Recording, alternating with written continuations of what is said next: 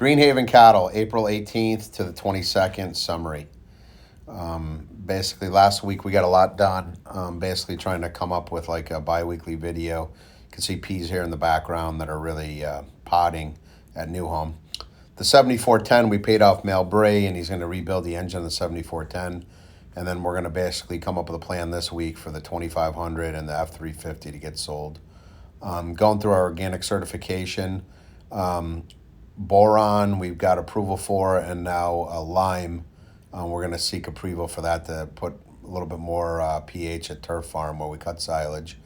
Good news is our cattle weight's 1,500 pounds for the two cattle we sold last week, as we had more energy to the diet. And we got Steve Esch from AgriKing, who came and spent a lot of time at our farm on Friday. I see him as being our nutritionist going forward. I have some of the materials here, but the good news is he's local. Here he is, basically sorting taking some samples on Friday of the silage. It was extremely high quality, like the way we had it covered. I took a couple of samples, and we'll get a result from that this week. But I was encouraged by his excitement. He's a former Pennsylvania dairyman. He's been around silage his whole life and really liked it. At Pringle North, we basically have about 60 acres of tricale silage we're going to cut, as well as the Meeks and pea silage. I guess we expect to get maybe another 1,500 tons of silage before we plant the summer crop. Then Pringle South, we've got all the wells and well meters in. We did the math, and we should be able to have enough water for 900 head of cattle there with high consumption in the summer. And we have flow meters so we can see where everything's flowing and spot any leaks, and then as well as be compliant with the DNR for Pringle South. So that's finally done. We paid for it last week. So everything's in working condition. This will be huge because we're going to start this week with Steven from Walden Electric, who is a former Kansas cattleman, to kind of get all the cattle off of frog level, move up to Pringle South. And I forgot to put in this video, but we also bought 2 traps that are net traps that we're going to basically trap hogs at both Pringle North and Pringle South. Ben saw 100 cross the road the other day, which gives us a little bit of a shiver. So in general, we plan on moving the whole swamp area and all the pens around the perimeter having cattle and cattle feed. Then we're going to start the hot wire project and then have nets. Then we'll have cotton, and then corn will be in the outside. So then, speaking of protein for our cattle, here's clover that I harvested for Watson, and then you can see the improvement in the cattle as they have that clover in their silage, and then the high protein tricale. I mean, these cattle are really, really looking strong. So these are cattle, organic cattle, and just getting silage across the street at Franklin Woods North, and I think it's about 140 head here, but Steve Esch was pretty impressed by them. The rest of the cattle at Franklin Woods are out on good grass, and so we're going to harvest about 120 rolls of a conventional hay from Meeks Farm, then about 300 rolls from other things, and then basically we look at growing. We need about 25,000 bushels of corn to finish cattle, and we figure about 5,700 tons of silage, which I'm sending a spreadsheet with this email that's got the calculations there. Basically, some more cattle at Franklin Woods, and then we go to frog level. We're looking at 450 of cotton and some sorghum. You can see on the bottom part of this farm, it's split in 2. The right side's going to go in cotton and the left side in sorghum. And then over here at Lovett Farm, the south end of that's going to go in cotton and a little bit of sorghum. And then big pivots, conventional cotton, and then organic beans on the little pivots. Caleville is starting this week to do the pivot crossing project at Grain Farm, and then peas at Grain Farm here planted February 28th. Will look fantastic. This is before the frost got us. Then we got hit with this frost here on March 21st. It looked like death on a stick. So much credit to Ben. Sorry to mix it up here, but there's corn at Hero Donovan. And then corn is up at Woods again. So that was planted in the last 2 weeks. It's up. So, and then Franklin Woods is tight but green. Meaning tight, like we're grazing it pretty heavily, but we have supplement feed. And then we have basically 3 new pivots going in to the various locations listed there. And then basically here's Grain Farm peas April 20th was a vast improvement from where we were at the end of March a month earlier. Um, we were deficient boron, so we added that to the field as well as some fungicide that was OMRI approved. You can see the kind of the high areas are turnips in the field. And what Ben has noticed is that at New Home, where we can use chemicals, we actually burn the turnips, but he actually feels like the turnips are actually helping the peas strive to grow taller. So it's kind of like competition, and so he doesn't really feel like these turnips are going to hurt us at all. And be interesting to see what Brent thinks about that from Purus. But this is the 115-acre field at Grain Farm, and basically, I would say this is what we expected to be our best organic field, and thus far, it's really looks pretty strong. I mean, basically the plants are flowering. There's no pods out yet as of April 20th, but really responding to what we put out in the field, and I think looked pretty healthy. We didn't see any sign of additional aphids. We did have some aphids, a few weeks ago that we had a treat for with the axe, but basically looks pretty strong. So I'll be quiet here and let you guys take in these peas at Grain Farm.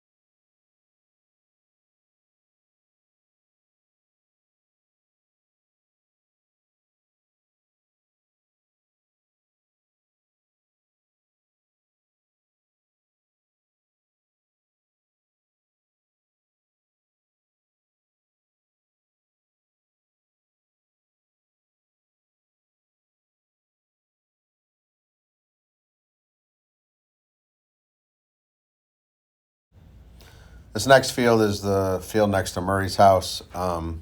Again, this field was basically under some pretty high ryegrass pressure, and luckily the ryegrass has kind of played out, and the peas have become dominant in this field.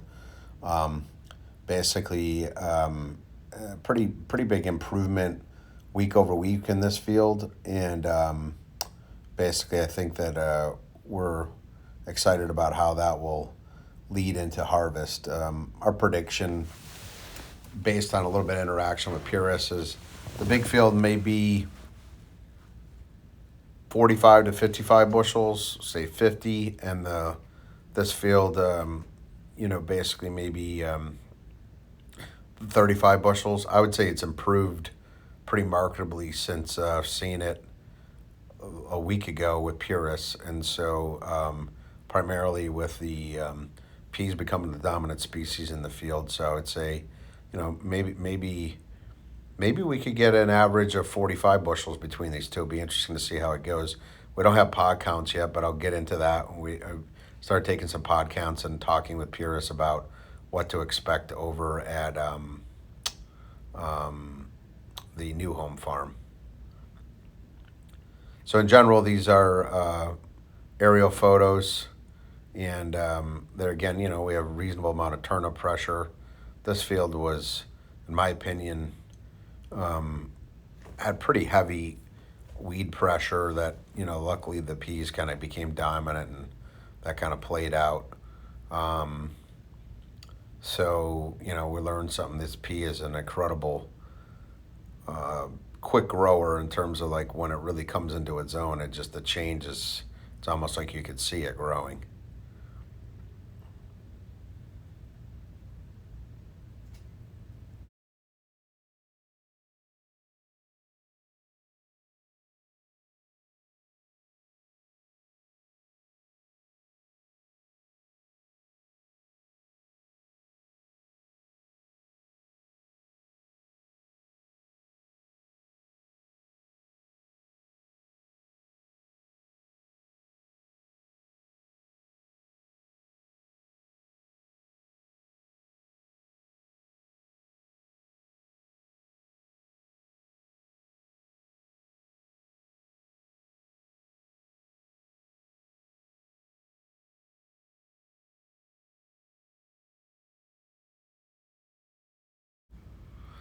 This is the field that we're building the pivot crossing on, and this field was that photo that I had showed earlier in the presentation where it was pretty barren after that frost, and it's pretty amazing how this has come back. But you'll see here in a moment, I would argue that this 30-acre section may be the prettiest looking peas we have.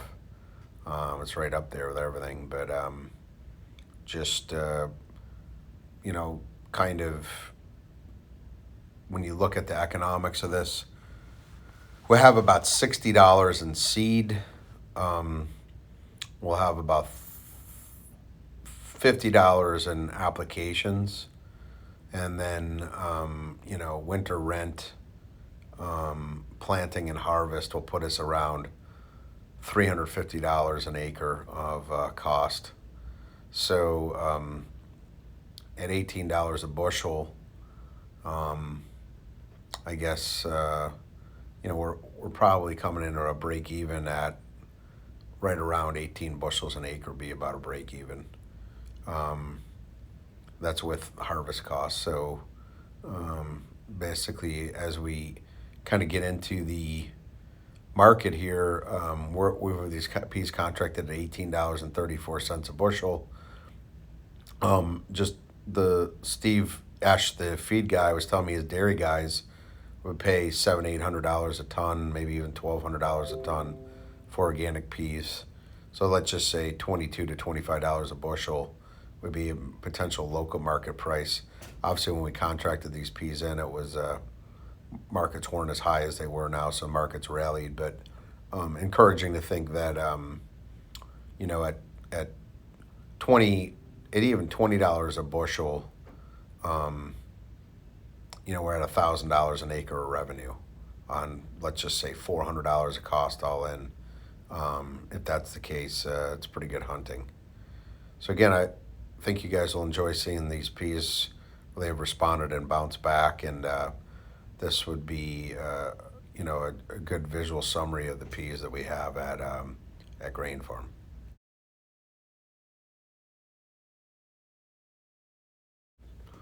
This is New Home Peas, same day, April 21st, I guess it is.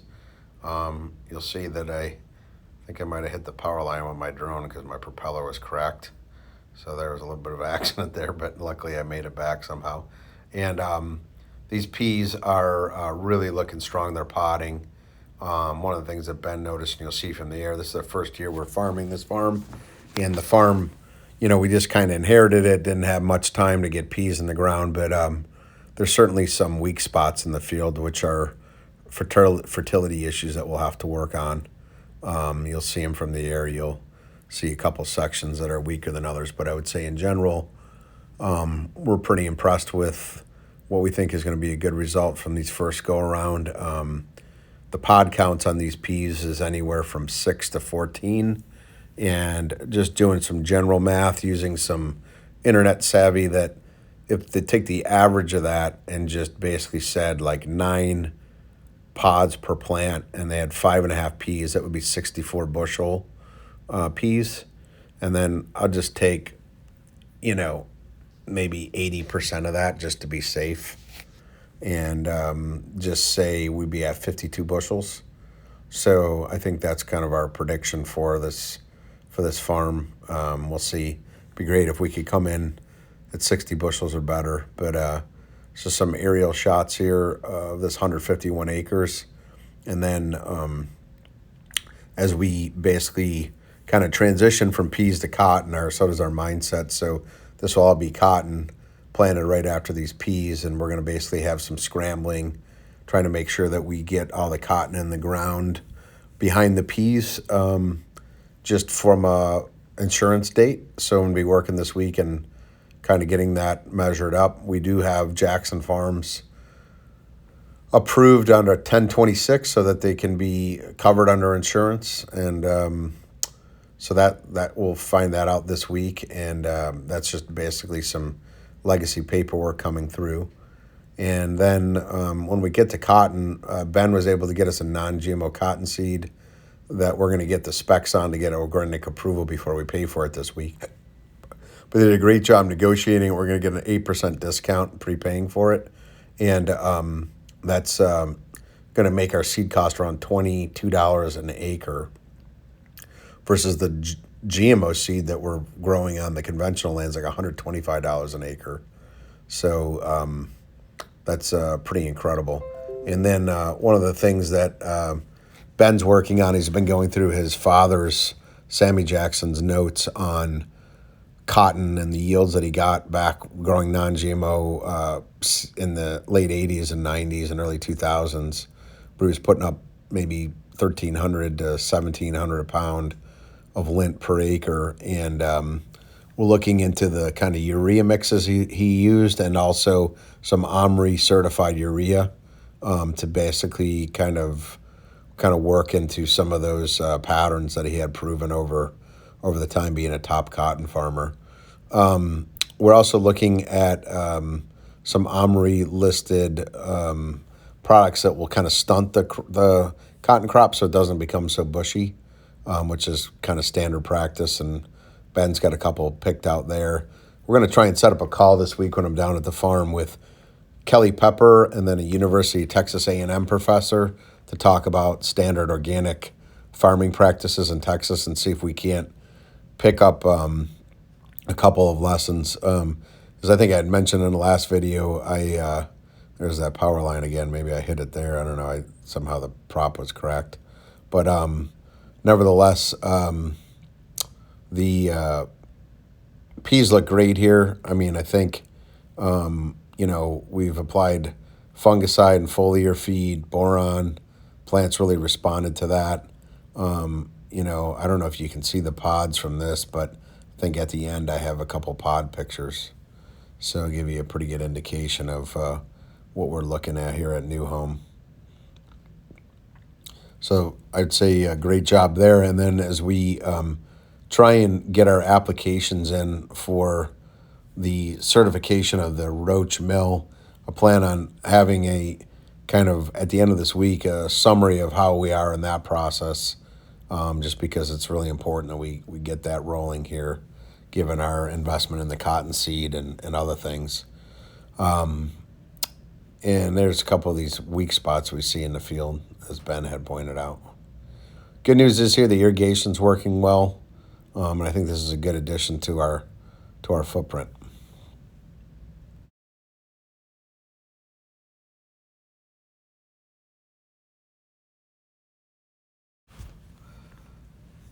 So we're supposed to have a call with Purist on Friday. It never happened, so we're going to try and get one set up this week to talk through exactly the delivery mechanism so we can schedule trucks and infrastructure for a harvest. And I think it's going to come faster than we probably anticipate here. So we may be ready to harvest here that week of May 8th or 9th, maybe later that week. So that's coming up on us pretty quick. So we just want to stay on top of that and make sure we don't miss any windows. Make sure that we have all of our equipment ready to go. So be talking to that. I mean, it's a busy season as we're finishing up planting corn, then we're going to go right into beans and cotton.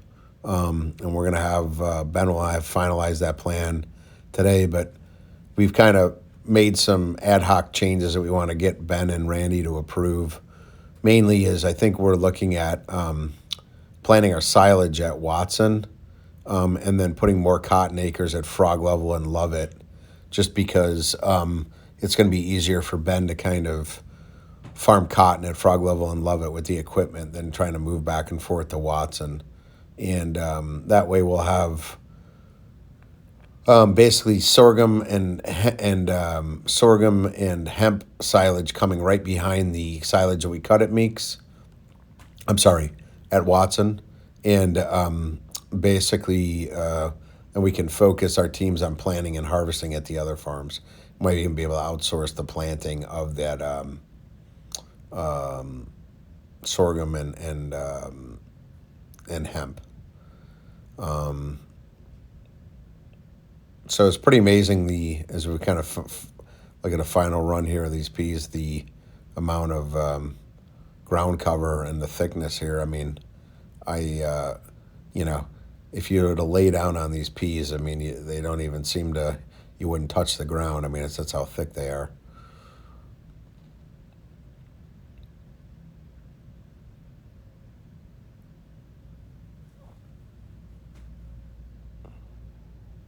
The other thing that will be interesting is when we get a soil test back.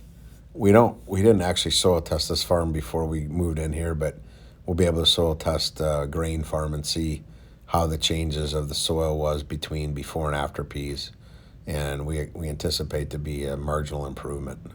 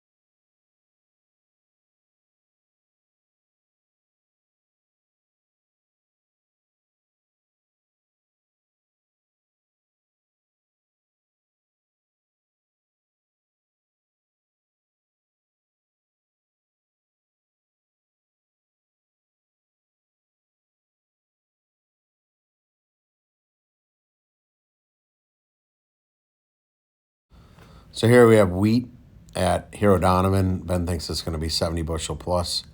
Here's our peas potting at New Home. There again, estimating 52 to 62 bushels an acre on the conventional. And I think that's some more wheat, probably at New Home. I'm sorry, at Hero Donovan. So that's it for our tour for the week of the 18th to the 22nd.